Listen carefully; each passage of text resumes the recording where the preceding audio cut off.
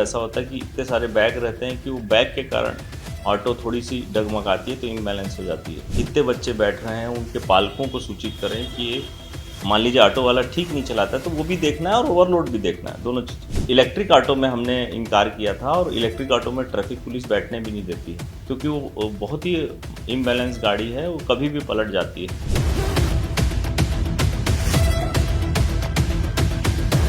School में auto चालक जो है वो ओवरलोडिंग कर रहे हैं, बच्चों पीछे भी बैठाते हैं और स्कूल बैग वगैरह रख देते हैं सामने में, और इस तरह से उन्हें खतरा हो सकता है। तो इसमें निश्चित रूप से कार्रवाई की जाएगी और अभियान चलाया जाएगा इसके लिए सभी स्कूलों के सामने।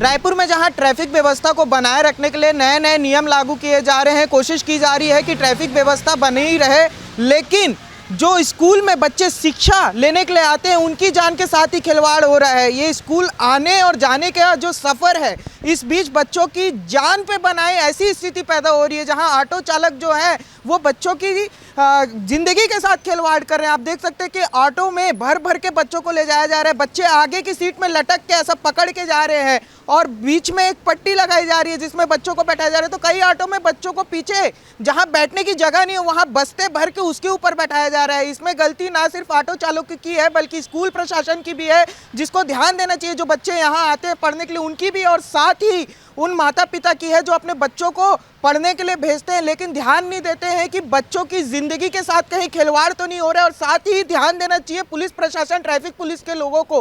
क्या ट्रैफिक पुलिस के लोगों को ये जानकारी नहीं है कि किस तरीके से स्कूलों के बाहर बच्चों की ज़िंदगी के साथ खिलवाड़ हो रहा है? इतना ही नहीं, जो कुछ बच्चे आपको ऐसे भी देखने को मिलेंगे जो कम उम्र में गाड़ी चलाकर, बिना लाइसेंस के गाड़ी चलाकर स्कूल आते हैं, स्कूल आना जाना करते हैं। ऐसे बच्चे भी आपको दिखेंगे जो पूरे विजुअल में आपको दिखाई दे रहे होंगे, विजुअल चल रहा होगा जिसमें आप देख सकते हैं। और ये अभी मैं खड़ा हूँ देवेंद्र नगर के Shri Gujarati English medium school के पास, जहाँ की स्थिति हम दिखा रहे हैं।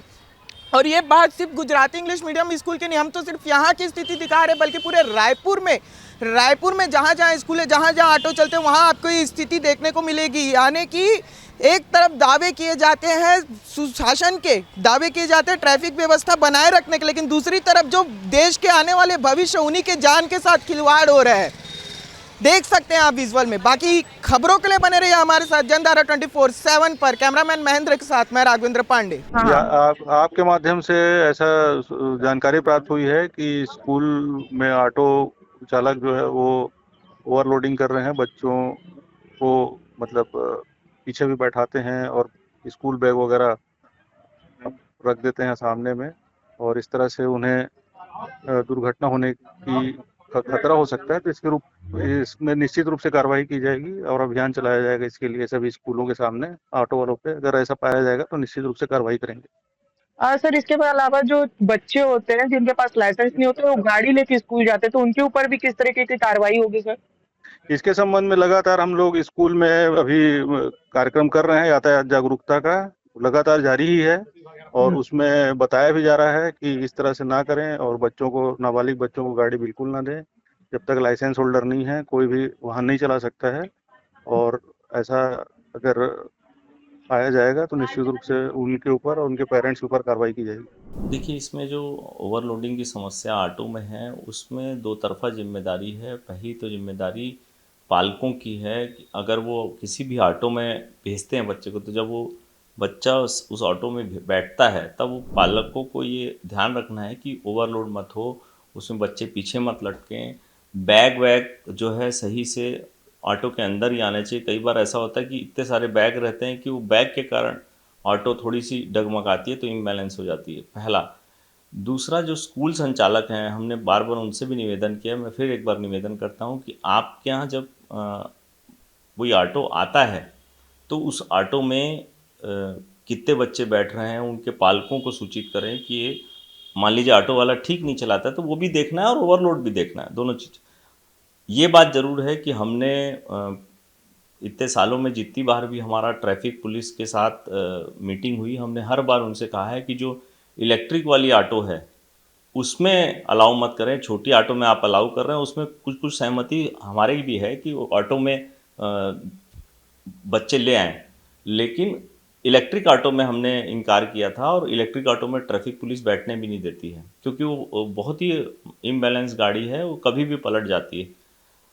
लेकिन सारी जिम्मेदारी सिर्फ शासन प्रशासन की नहीं है, पालक, स्कूल संचालक ये तय करें कि उनके बच्चे, उनके स्कूल में पढ़ने वाले बच्चे, उनके बच्चे बहुत एहतियात से, सेफ्टी से घर से स्कूल आएँ और स्कूल से घर पहुँचें। इसमें एक और चीज देखने को मिली सर, जो नाबालिग स्टूडेंट्स हैं वो अपनी खुद से व्हीकल चला के आ रही हैं बिना लाइसेंस के और बिना कोई रूल फॉलो किए। अधिकांश स्कूल जो हैं वो अंदर पार्किंग की इजाज़त नहीं देते ऐसे नाबालिग बच्चों को, और अधिकांश स्कूल में बच्चे नाबालिग ही रहते हैं, क्योंकि 18 साल से नीचे रहते हैं। तो हम स्कूलों में जो टू व्हीलर से आते हैं विद्यार्थी, उनको हम इनकार कर देते हैं और उनको पालकों को सूचित करते हैं। पालकों की भी ये जिम्मेदारी है कि शहर का ट्रैफिक अब ऐसा है कि बच्चों को गाड़ी चलाने देने लायक नहीं है, तो बच्चों को गाड़ी ना दें, बल्कि ज़्यादा बड़ी अपील पालकों से है कि वो अपने बच्चों को टू व्हीलर ना दें। शहर के बाहर जो स्कूल हैं उनके लिए तो खासकर ये एहतियात बरतना चाहिए कि स्कूल की बसों से ही आना जाना करें, और या अगर अपने आप खुद छोड़ते हैं तो वो उससे भी अच्छा है। आने वाले समय में आप लोग इसे लेके क्या करने वाले हैं? क्या कुछ जागरूकता चलाने वाली मीटिंग होने वाली है कुछ? हमने ट्रैफिक पुलिस से जितनी बार भी हमारी मीटिंग हुई है, हमने ट्रैफिक पुलिस से हर बार कहा है, दो तीन चीज़ें जो हमने कही हैं कि एक तो इलेक्ट्रिक वाली गाड़ी है उससे बच्चों को मत आने दें। जहाँ भी बच्चे उस गाड़ी में बैठे दिखते हैं उसको रोक के उसको मना किया जाए उससे परिवहन को। दूसरा, ऑटो के साथ समस्या ये है स्कूलों की कि अगर शहर के अंदर के स्कूलों में ऑटो से अगर विद्यार्थी नहीं आएंगे तो शहर के अंदर बसें चलनी बहुत मुश्किल है।